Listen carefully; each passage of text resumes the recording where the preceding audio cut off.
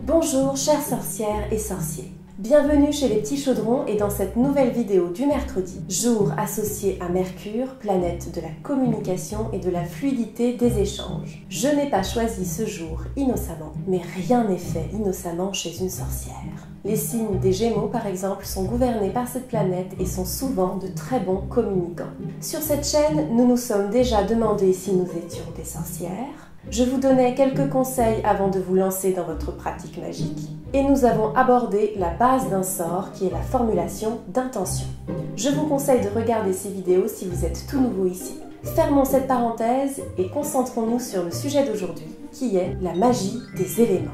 Air, feu, eau, terre. Car une sorcière puise beaucoup de ses énergies pour ses rituels. Ces 4 éléments sont d'ailleurs très souvent représentés sur son autel, ce qui facilite leur invocation pour les sortilèges. Les éléments sont interdépendants et complémentaires. C'est pourquoi une sorcière invoquera les 4 pour ouvrir un cercle par exemple, ou pour consacrer un objet magique.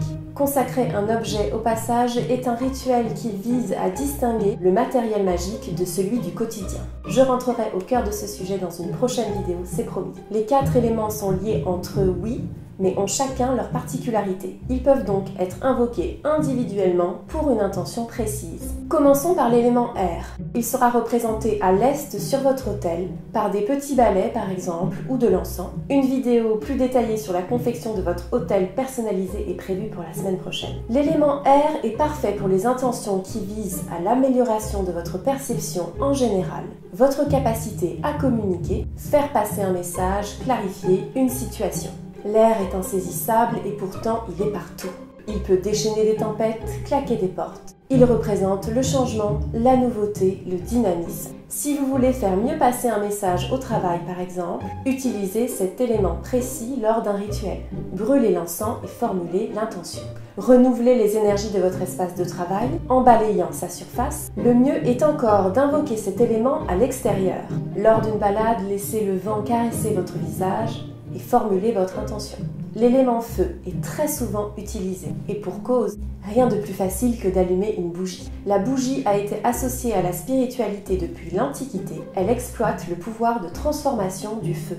Le feu apporte de la chaleur, de la vivacité, de la force et possède un grand pouvoir d'activation. Il est représenté sur l'autel au sud par des bougies, bâtons de fumigation, baguettes. Invoquez-le quand vous avez besoin d'apporter une impulsion immédiate et ponctuelle pour une intention, en allumant une bougie de couleur et en la laissant se consumer jusqu'au bout. Laissez cet élément apporter toute la chaleur nécessaire à votre intention. L'élément eau, c'est l'intuition, l'émotivité, l'instinct.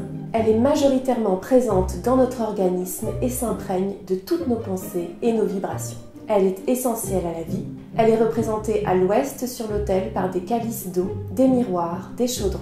J'utilise cet élément quand j'ai besoin de purification spirituelle ou pour mes sorts visant à développer mon intuition. Les bains sont très salvateurs pour ce genre d'intention, que ce soit chez vous ou à la mer par exemple, dans un lac, une rivière. Visualisez tout vos tracas partir avec l'eau.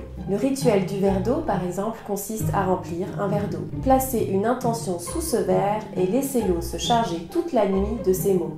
Boire le lendemain matin cette eau, l'intention fait donc déjà partie de nous. Si le sort est de bannissement, renversez l'eau. L'élément terre, lui, fertilise votre magie. C'est une énergie rassurante, stable, qui est représentée sur l'autel au nord, avec des cristaux par exemple, du sel, des herbes ou encore un pentacle. Je travaille avec cet élément lorsque j'ai besoin d'ancrage, d'enracinement, de stabilité, mais aussi pour la fertilité de mes projets et de ma créativité. Là aussi, une balade en pleine nature pour vous connecter à ces énergies. Un pique-nique au pied d'un arbre avec intention associée. Vous pouvez aussi cuisiner quelque chose en magie des fourneaux avec des produits de la terre, des aromates, des épices. Sur votre autel, manipulez vos cristaux, faites des spell jars, etc. Nous avons fait un tour rapide de ces 4 éléments. Dans la prochaine vidéo, nous verrons comment les représenter sur votre autel. N'oubliez pas aussi de remercier un élément lorsque vous l'avez invoqué et de le laisser partir avec une formulation de votre choix. Par exemple, merci de m'avoir aidé dans mes intentions, je te libère maintenant, tu seras toujours le bienvenu. Voilà, cette vidéo est maintenant terminée. Si vous avez des questions, comme d'habitude, commentez, j'y répondrai toujours très volontiers. On se retrouve mercredi prochain et d'ici là, portez-vous bien. Je vous fais de gros bisous et vous dis à très vite. Une sorcière qui te veut du bien.